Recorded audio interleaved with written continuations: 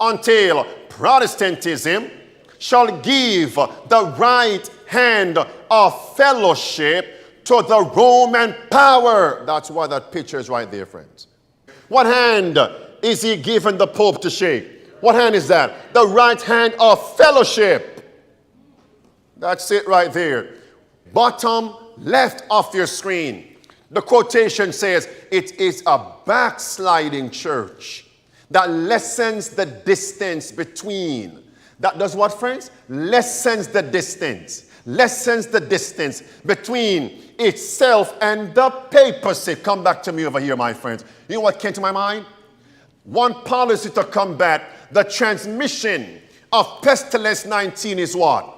You stand here. Rest of you stand here. What do we call that?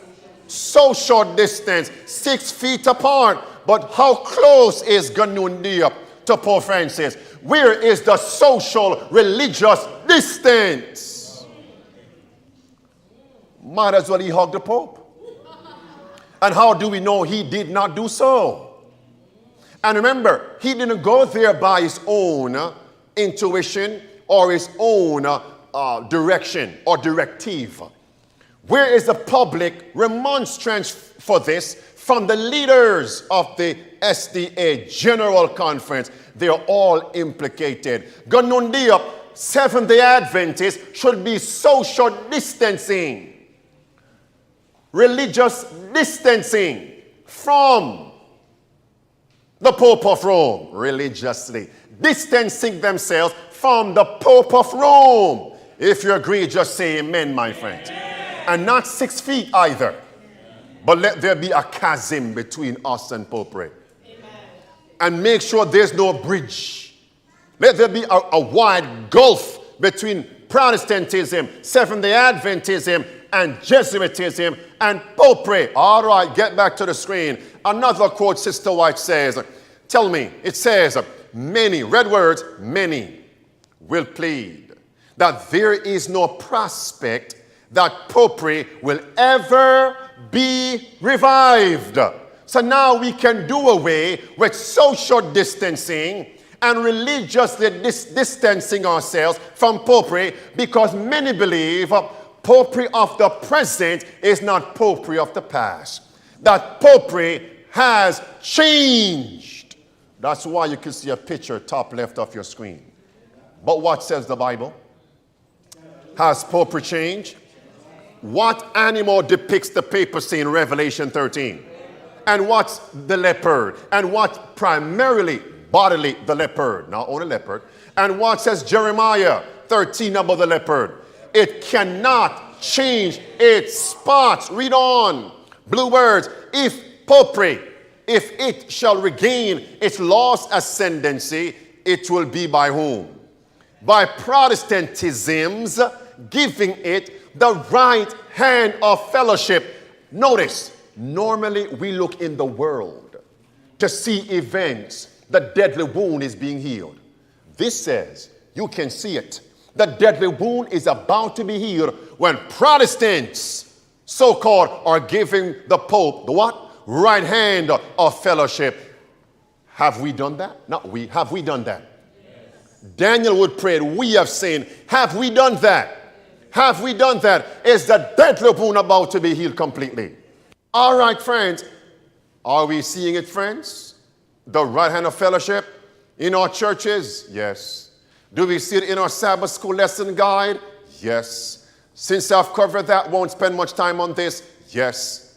All over the place? Yes. Notice here, my friends, it says, this contest, next quote, is to decide whether the pure gospel shall have the field in our nation, or whether the Popery of the past, Popery of past ages, shall receive the right hand of fellowship from Protestantism. Let's read. And this power prevail to restrict religious liberty. Sister White says, red words, the struggle is what, friends? Right upon us.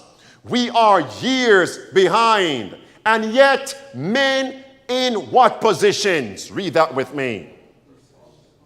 Is Ganundia in responsible position? Yet men in responsible positions will in their blindness keep the key of knowledge, refusing to enter themselves, mercy, simultaneously hindering those who would enter. Do you know what they would call such messages? Such public remonstrance of so-called Seventh-day Adventists, a Protestant so-called, giving the right hand of fellowship to Popery. They will call me and such messages a troublemaker. That Pastor Andrew Enriquez is a troublemaker. What did they label Elijah in 1 Kings chapter 18 and verse 17? Ahab said, art thou he that what? Troubleth Israel. What was Ahab doing? With whom did Ahab marry? Who did he marry?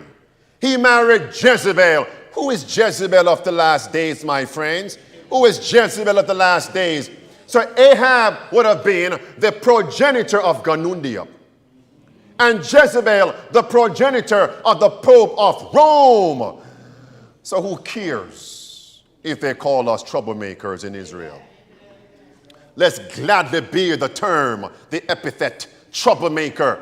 My friends, we should rather be a troublemaker among men by calling them to repentance than we find ourselves as a compromiser in the sight of Jesus Christ.